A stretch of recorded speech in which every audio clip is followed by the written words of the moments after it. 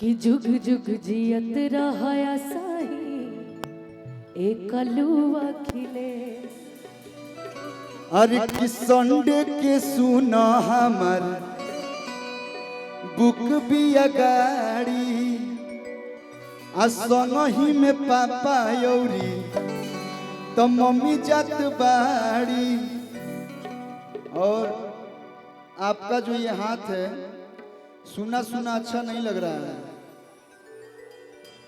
अब बताओ ना, कहा तेरी सोना के चूड़ी चाहिए, हाँ तना महंगा बा। लोग कह रहे कि दे दो। अरे तू कहबू तो हम हीरा के चूड़ी दे दे, सोना का बा का भैया। लेकिन अभी तनी बरसात उरसात के दिन बा, तनी ध्यान से अभी आराम से ताबिया होई तो हम दे दे। अल की बड़ी मशहूर होला, अरे वही जाके संखा पोला, अरे की और बोल चाही का सना। चूड़ी हरियर का ले आई है रे सबर का, पहिरी के नचा बचा।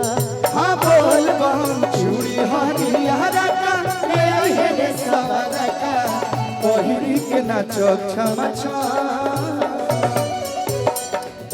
संडे के सुना बुक भी अगाड़ी समही में पापा यौरी मम्मी जात बाड़ी।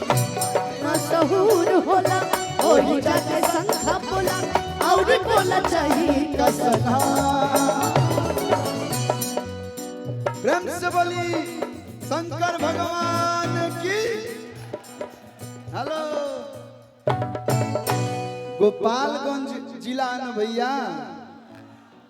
अरे आवाज ऐसा आवे के चाहिए कि लोग के लागे कि ना सिंहासनी महोत्सव में आप लोग के कलुआ आई बा। गोपालगंज छपरा सिवान है गोरखपुर तक आवाज जाए के चाहिए। हाला नहीं करे के जयकारी लगावे के बा। अनुपमा जी एक बार आप जयकारी लगवाइए। एक बार प्रेम से बोलिए शंकर भगवान की। प्रेम से बोली धनेश्वर नाथ महादेव की। तब ना पूरा बिहार में शोर होई कि बाबा है जबानी। अब बाबा के इतना भक्त लोग जब उपस्थित बा कि चूड़ी हरियर का ले आई है रे सवारा का, पहिरी के नचा बचा। आ बोल बम चूड़ी हरियर का ले आई है रे सवारा का, पहिरी के नचा छमा। भैया ये तो मैंने गा के सुना दिया है लोगों को काजी। हाँ अब आपके मुंह से लोग सुनना चाहते हैं कुछ कुछ गीत तो। हम तो देखिए